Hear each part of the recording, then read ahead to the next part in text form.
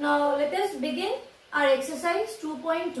Children, so far we have learned about addition and subtraction of your fractions. Also we have learned how to compare. Now children, once again remember, in fractions when you have a question for addition or for subtraction, or when you are asked to compare the two fractions, in these three cases only you take the LCM. Please write down this in your notebook 10 times, because further now when we will be solving, and if I take a test, you will see there will be few students in the class, those who will do it wrong. Because now what they think is that whenever we have to solve fractions, we need to take out the LCM. So in which cases we have to take the LCM, that we have discussed. That is addition, subtraction and comparison of the fractions. That is ascending order, sorting out, in all these type of questions. In which cases we do not take out the LCM, that is when you are dealing with fraction in terms of multiplication and division. So when you are multiplying the fractions or when you are dividing the fractions, in these two cases we do not take out the LCM. Now let us start exercise 2.2. We will start with the third question, because in the first question and the second question, those are the picture forms, graphics, some images are given, some drawings are given, and then you are asked to shade and get the answer. This is very easy. Once you understand these concepts, that you will do it in your textbook only when you get your textbooks. Okay. Now see, what is the question to multiply? But the first thing will remain the same, that 7 is a whole number. We are dealing with fractions. So we will bring this 7 and change it as a fraction. 7 upon 1 is 7 only. What is the sign? Into 3 by 5. Now children, when we multiply the fractions, we have one concept to follow, and that is called as, first we go for cross multiplication. Remember, okay? We will first try to solve it by cross multiplication method. Now what is cross multiplication method? It is when you take denominator of one fraction and numerator of another fraction, like this, or numerator of one fraction and denominator of another fraction. First we try to cancel the numbers by this way. So 1 and 3, I cannot cancel, they are already in reduced form. Reduced form means further we cannot cancel. Okay, because you get the same thing. 1 1s are 1 3s are. You will get the same number. Okay, like this it is not possible. Move in the cross section method again. Take the numerator and the next denominator. 7 and 5. They are also not common. In 5's table, you don't get 7. So like this also we cannot cancel. Check it like this. 1 and 7 already in reduced form. 3 and 5 we cannot cancel. They don't go by common tables. So finally children, furthermore, when you cannot cancel anything, then we multiply the numerators, and after that we multiply the denominators. So 3 7s are is 21, 5 1s are 5. So we have reduced it to its lowest form, because here we are not able to cancel. Got it? But the third part is convert it into fraction. You divide this with number 5 and remainder you will write down on as a numerator. Quotient you will write down here and divisor will be same. Check it. I am doing it directly. Okay, let me show you how. You have done children before also.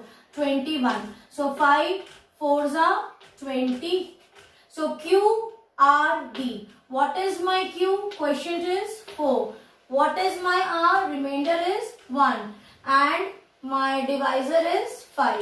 Now if I want to solve this question, how will I start? First I will convert this 20, which is in whole number, to fraction form. Multiplication 4 and 5. We will cross check first. By cross multiplication we solve. So check 1 and 4. It is already in reduced form. Now check this one. It will go 5 1s are 5 fours are. Further again you check. Can we multiply? Oh, sorry. Can we cancel? No, we cannot cancel. So what are we left with? We are left with 4 into 4 upon 1 into 1. So now the answer is 16 upon 1. Or further you will write down simply 16. Is it clear? This was very easy. I will see if there is any whole number. I will convert it into fraction form. Now it is okay. Let us start. Let me solve it by cross multiplication method. See children, first we check, suppose here this is n1 upon d1. This is your numerator 2 and denominator 2. First you check by d1 and 2. You check can you cancel? If not, or if you can cancel, cancel it. Then n1 d2. If not, or if you can cancel, cancel it. Then you check the fractions, respective fractions n1 d1, n2 d2. This is how we simply try. And it is not hard and fast children, that you have to always try with cross multiplication method. You can do it by n1 d1 and you cancel it. Like here, if you want, you can cancel if suppose you had a number 20 by 5 into 4 by 2. You can cancel like this also. Our priority is like that. But if you don't want, you can cancel n1 upon d1 also. Now let us see what we will do. Cross check here. No, we cannot cancel 1 and 3. It is already in reduced form. Now see 15 and 3. It can go.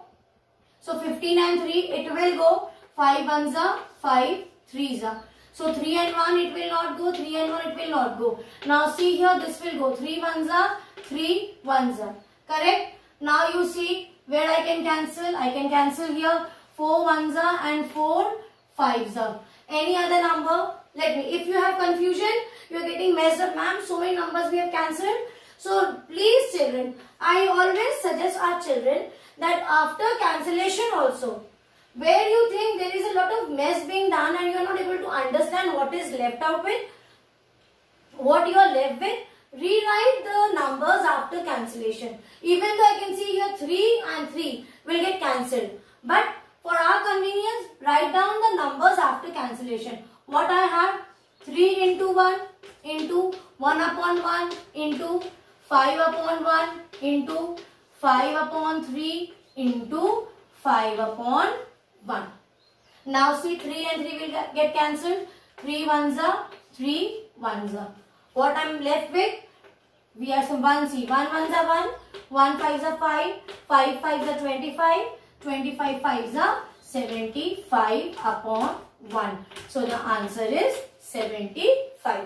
It is easy. Children, this is why I am giving you such questions. So that your concept is clear. Don't stick to 2 number, 3 numbers. Even when you are at home and the topics what we have discussed, in your own, you change the question. Take out your rough notebooks. Take out your pencil. Then think of some number. Apply those formulas or the properties and try to solve it. Is it clear? This is the best way to master in this subject. In your dreams, instead of fairies, these questions should come.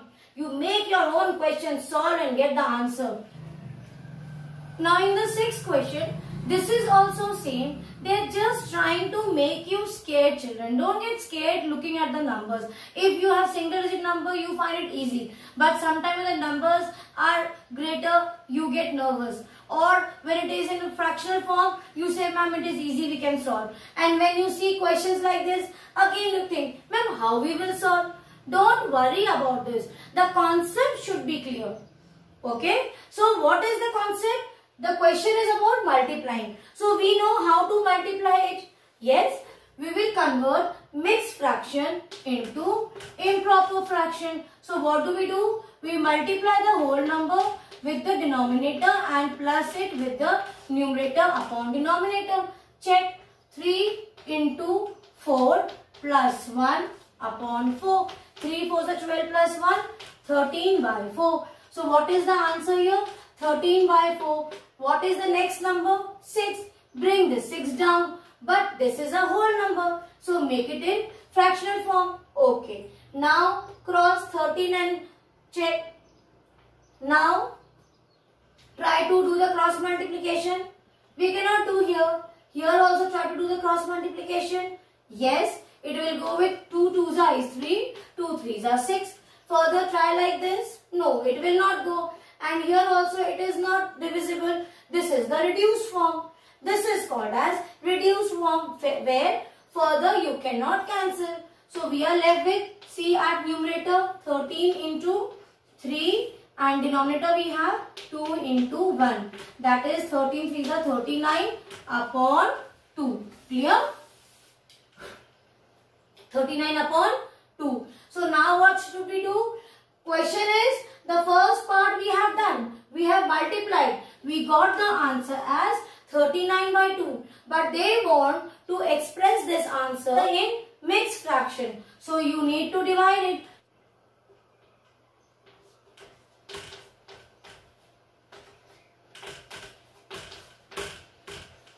So the answer will be, quotient is 19 1 by 2. This is the answer. QRD. Is it clear, children? So